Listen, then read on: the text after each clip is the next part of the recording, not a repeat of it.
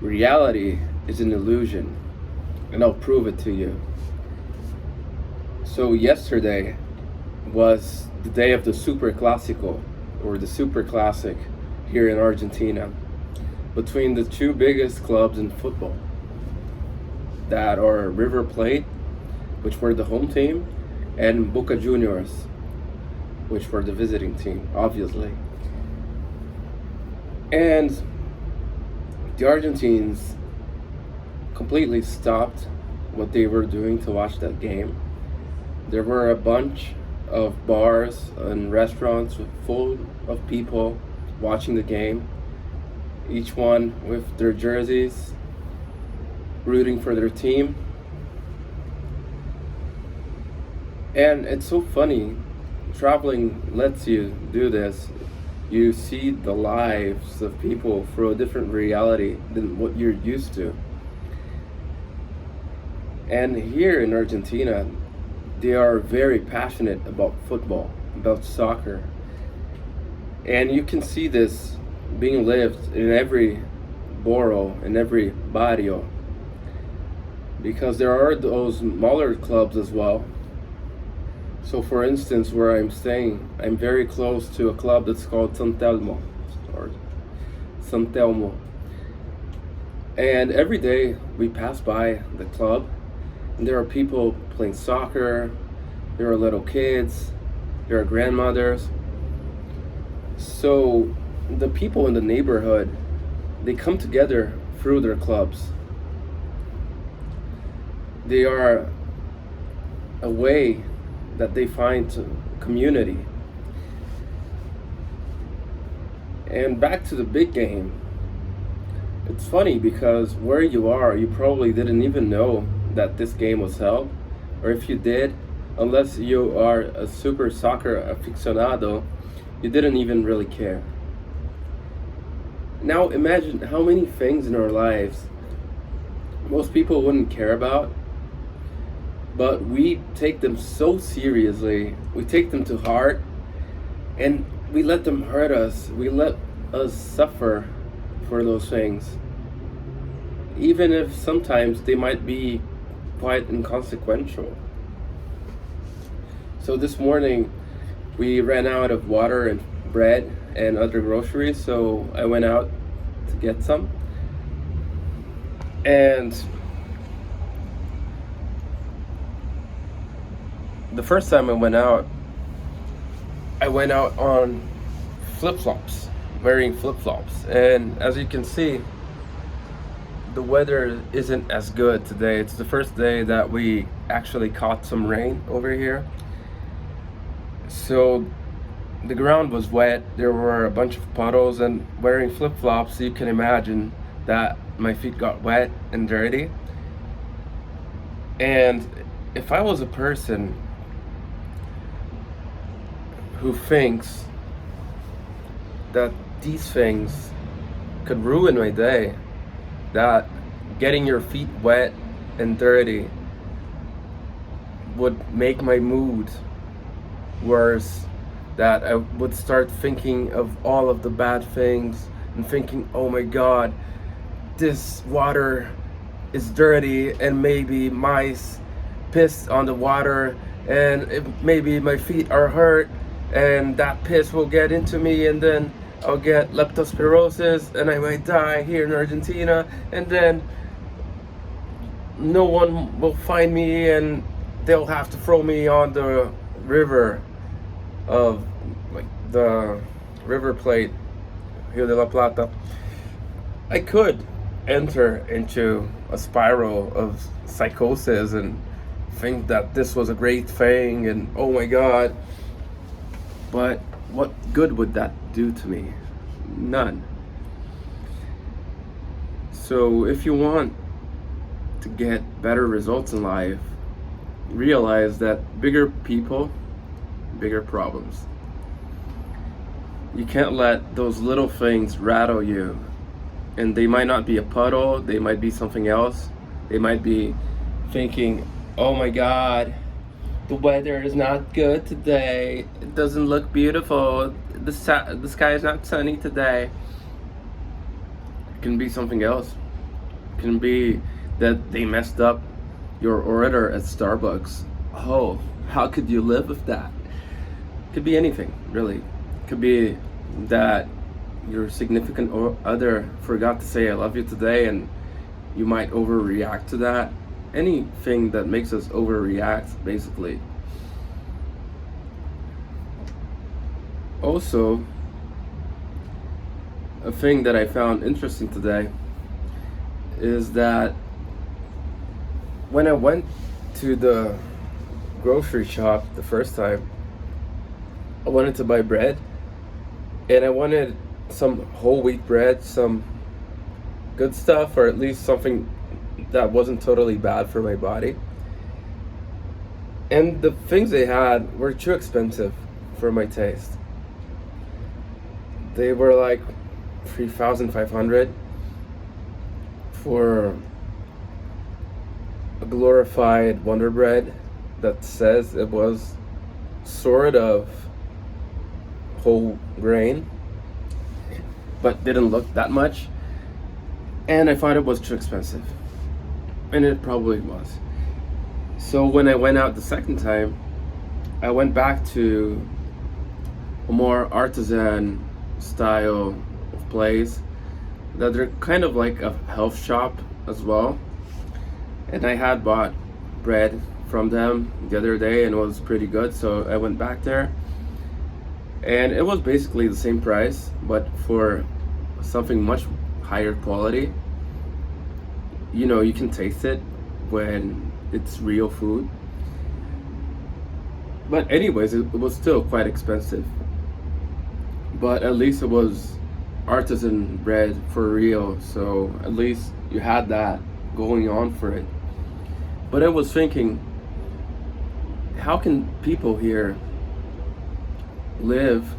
Because the way we as foreigners who earn our money in other currencies in exchange for the Argentine peso live is different, because as I said in the previous video, they have a parallel trade for the dollars or for stronger currencies.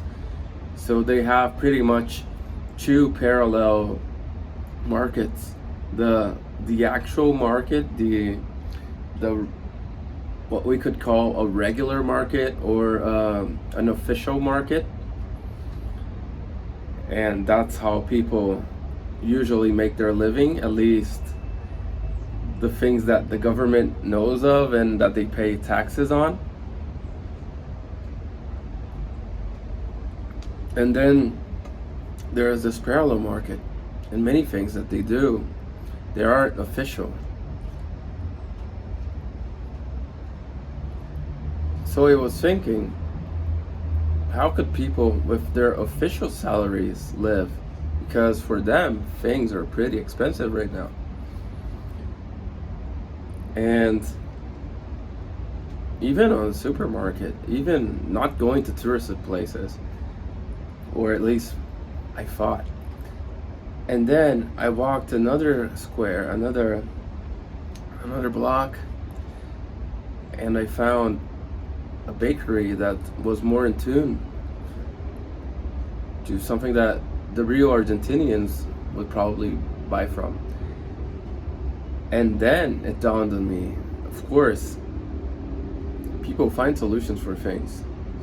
So in this other bakery that was much more, well, I'd say more of a traditional bakery for them, something that looked and seemed more local, really, for the people in the borough and the neighborhood. And things were much cheaper there than in other places, and higher quality as well.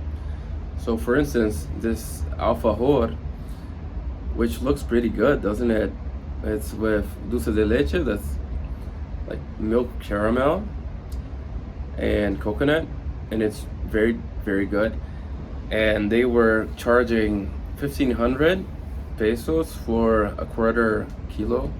So you do the math, but it's about $1.50 for a quarter of a kilogram. That's a bit more than half a pound. And also the bread was like 2,000 pesos for a kilogram, or 2.2 pounds. And it looked pretty good. So then it dawned on me that, yeah, people find solutions to problems, and sometimes we might think that the problem is bigger than it really is, because we still haven't found the solution. And this also reminded me of another thing, because many times by having these thoughts that something is a problem and thinking that this problem might be unsolvable, people tend to project their problems or the things that they see as problems into other people. And this happens a lot, especially with people who we hold dear, like parents, that we get those projections from them, and that suffering that comes from seeing something as a problem. And since it's coming from someone who we hold dear, someone who we love or who we respect, we don't even think about it. But most times, or at least many times, they aren't even problems in the first place. They are like what I said in the beginning of the video, that I stepped on the puddle. And was that really a problem? No, I just got my feet wet. When I got back, I cleaned my feet, I dried them up, and that's it. The next time I went out, I put on shoes, didn't get wet, all good. And the same thing goes for things that other people might find problematic, but they aren't actually problematic. If you don't see something as a problem, it's not actually a problem, is it?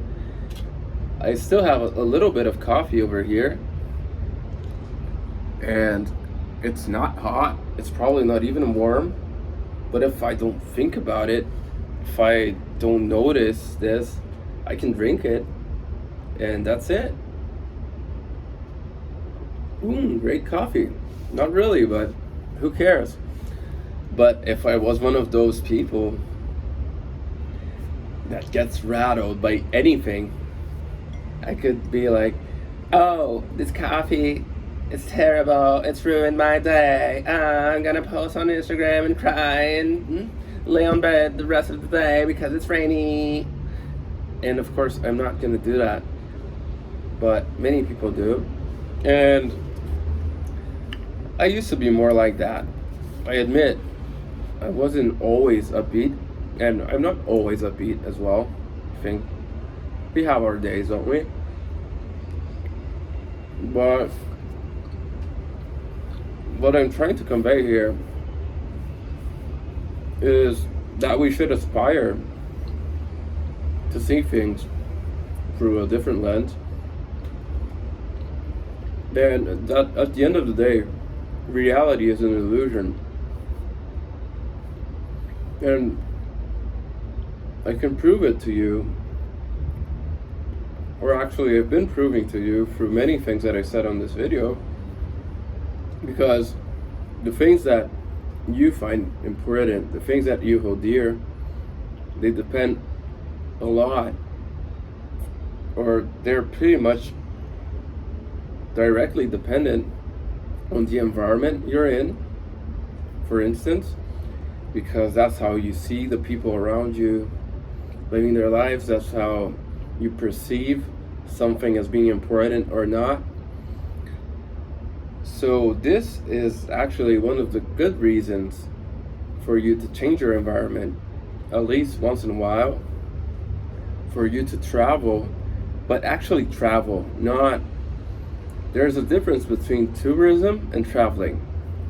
Tourism is getting on a hop on, hop off bus, just going to things through cabs or hired cars, just going to the touristy places.